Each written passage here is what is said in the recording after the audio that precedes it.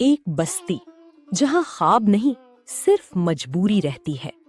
एक माँ जो बच्चों को बचाना चाहती है और एक दुनिया जो उन्हें तोड़ने पर तुली हुई है। ये है खुदा की बस्ती, जहां हर कहानी दिल को चीर देती है। आप देख रहे हैं झरोका टीवी, जहां हम करते हैं पुरानी यादों का सफर। ये वो वक्त था जब ड्रामा सिर्फ तफरी नहीं, एक पैगाम होता था। 1969 पाकिस्तान टेलीविजन का सुनहरी दौर। सादा सी स्क्रीन, मगर कहानियां हकीकत से भरी हुई। खुदा की बस्ती नशर हुआ और देखते ही देखते हर घर की आवाज बन गया।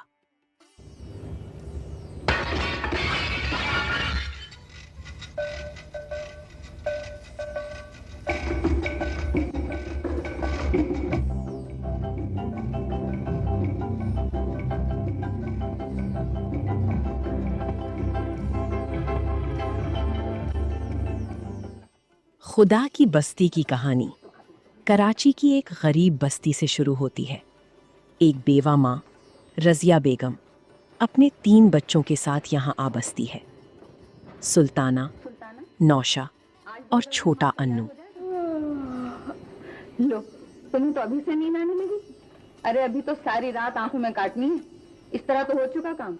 आज पहली बार थोड़ी जागूंगी, परसों ही तो रात भर जाग कर काम किया। बस जब नींद आएगी आंखों पर पानी का छींटा मार लूंगी। ठीक है ना?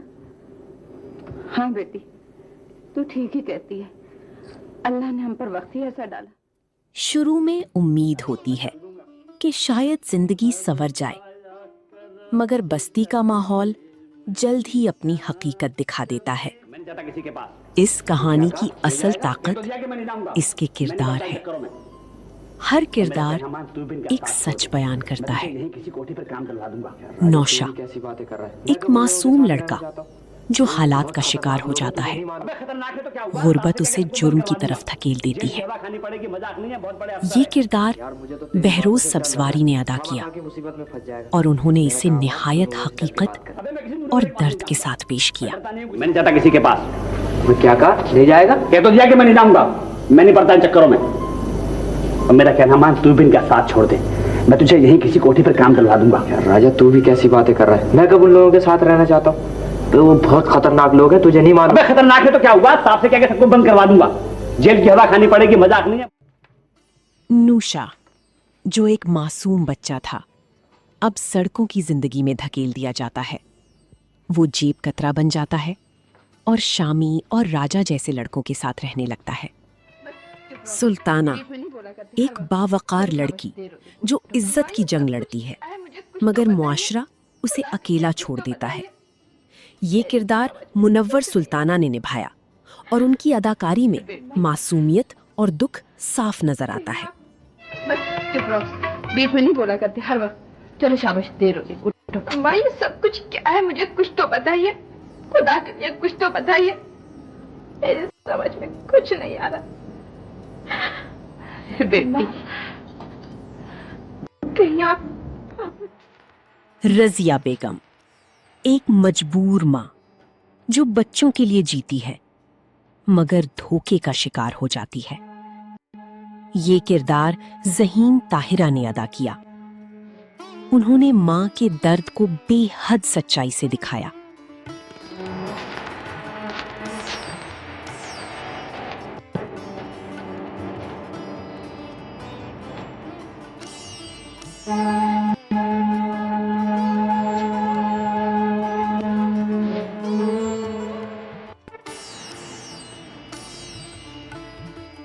नियाज, एक मक्कार इंसान जो हमदर्दी का नकाब पहनता है, असल में वो तबाही की जड़ है। ये किरदार ज़हूर अहमद ने अदा किया। उनकी अदाकारी ने किरदार को खौफनाक हद तक हकीकी बना दिया। क्या बात है? बहुत नाराज मालूम होती है। अरे कुछ नहीं, वो हशमत का रिश्ता लेकर आई थी। सुल्ताना के लिए? हाँ, मैंने उनको कहा बस इतना कि वो आ जाएंगे, उनसे पूछ के जवाब दे दूं, बस इस पे उखड़ गई। और उनके मिजाज को तो तुम जानते ही हो ना। अरे हस्मत तो परले दर्जे का हुआ। राजा, गलियों का लड़का, दोस्ती और जुर्म के दरमियान फंसा हुआ, ये किरदार काजी वाजिद ने निभाया और अपनी फिक्री अदाकारी से इसे यादगार बना दिया। बाहर नहीं गया? यार उसने गेट से बाहर जाने ही नहीं दिया। किसने? वही खान ने। यार ये चक्कर कुछ अपनी समझ में आया नहीं। यार तुझे तो हर जगह चक्कर ही नजर आता है। यार जरा सोच तो, हफ्ते भर से ऊपर हो गया, ना कोई काम है, ना काज है, ना कहीं आने के, ना जाने के, कैदी की तरह कमरे में बंद। यहाँ हर चेहरा किसी न किसी मतलब से जुड़ा है। इसी दौरान नियाज सामने आता है, एक कबाड़ी जो खुद को हमदर्द जाहिर करता है। क्या हाल है?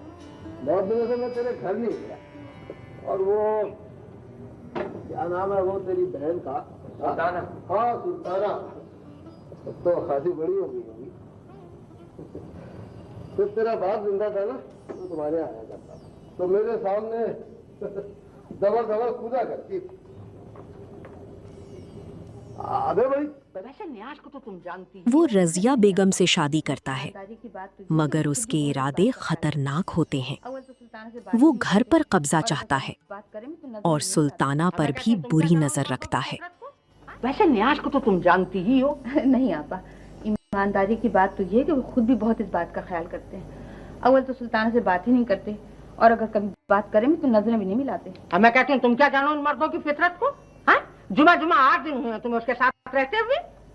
कल कला को कोई ऊंच नीच हो गई तो सर पकड़ के। फिर एक खामोश साजिश शुरू होती है।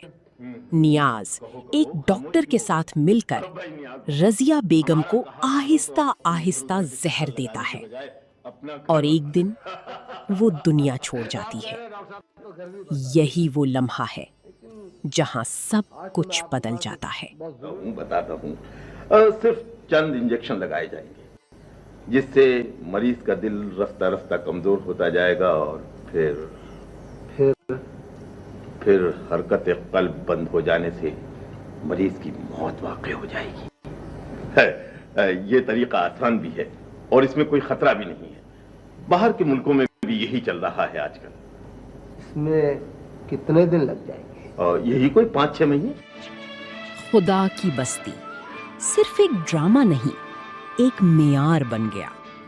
इसकी बुनियाद मशहूर अदीब शौकत सिद्दीकी के नॉवल पर रखी गई।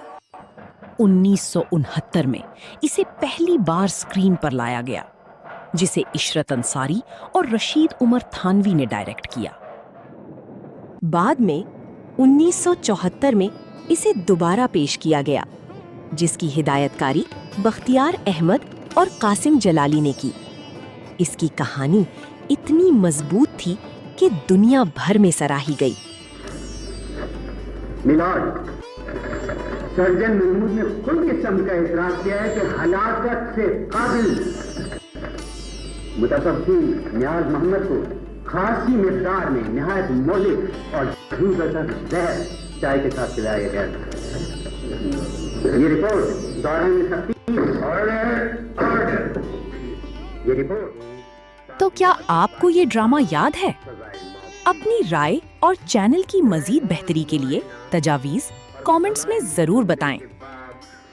अगर आप भी ऐसे सुनहरी ड्रामों को दोबारा देखना चाहते हैं तो झरोका टीवी को सब्सक्राइब करें और बेल आइकन दबाएं ताकि हमारी वीडियो सबसे पहले आप तक पहुंच सके। अगली ऐसी ही सुनहरी याद के साथ फिर मिलेंगे। तब तक अल्लाह हाफिज। मुआयना और दलाइल सुनने के बाद इस अदालत का मुत्तफ़िक़ा फैसला है कि कत्ल का जुर्म तुम पर साबित है, लेकिन तुम्हारी नाउम्री और दूसरे इंसानी असबाब के पेश नजर ये अदालत मौत की तौसीक़ नहीं करती। ये है झरोका टीवी, जहां यादें जिंदा रहती हैं।